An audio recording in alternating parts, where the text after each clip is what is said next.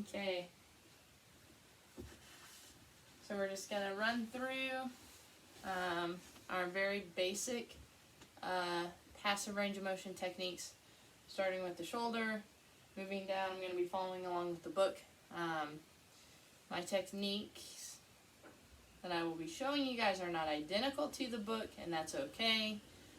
It's okay for you to learn both, and then in the lab practical, choose whichever one you're comfortable with.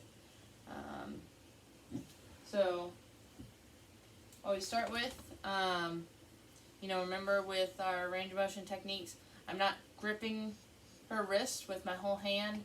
I'm holding it softly as if I were holding an egg. I don't want to lose my grip on the egg, but I'm not holding it so firmly that I can crush it. And I always, at all times, have myself positioned close to my patient. And then also, I use my body at times to stabilize and pin an arm or a leg or whatever I'm using, just so the patient knows, I have their limb, I'm not going to drop it. But there's never a moment when I take my hands off my patient. Okay, so the very first thing I do is I kind of check to see what is the range of motion available. Okay, I've got full range of motion. I just need to move her through that. So I will cup here at the elbow with my left hand. I'm working with her left arm. I'll have her wrist very gently in my right hand as I move her up.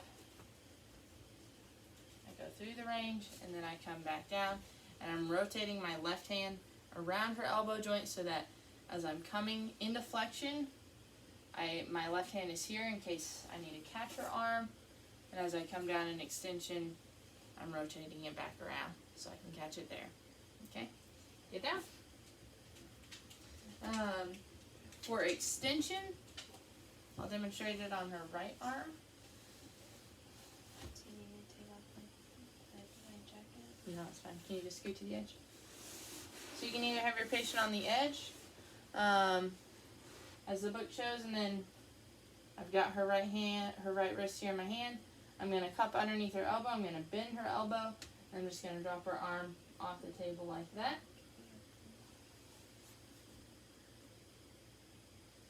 Or go ahead and roll over on, come to the middle and then roll onto your right side. There we go. Relax. Okay, I can have her bent here and I can bring her arm back like this. Again, I'm supporting underneath so that she never feels like that arm's just going to collapse down into the abyss. Okay, so that's flexion and extension. Can you roll onto your back again?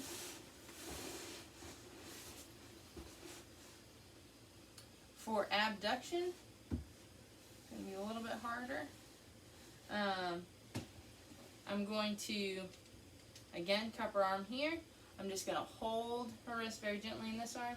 And then I'm going to bring her arm up like this. Ideally, I want to be on the inside here. It's a little bit hard in the position I'm in. Always thumb up, thumb leading the direction you want to go. So sometimes I'll even hold that hand and come up like this. And I just kind of rock back and forth on my feet as I'm coming up here.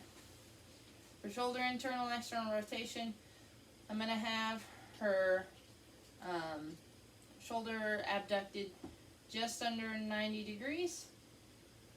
And I'm going to externally rotate. Are you okay? Mm-hmm. Externally rotate there. I'm supporting her elbow with my left hand. And I'm holding her hand and her wrist. Sometimes I'll even hold their hand. Externally rotate and internally rotate.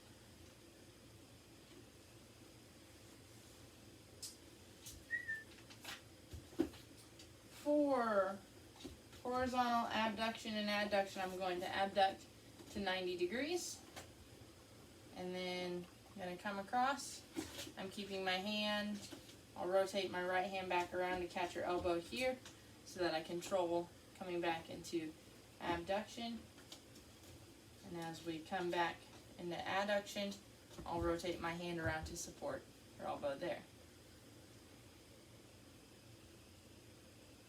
Okay, that is everything for shoulder mobility. For scapular mobility, I'm going to pause this video and move on to the next one.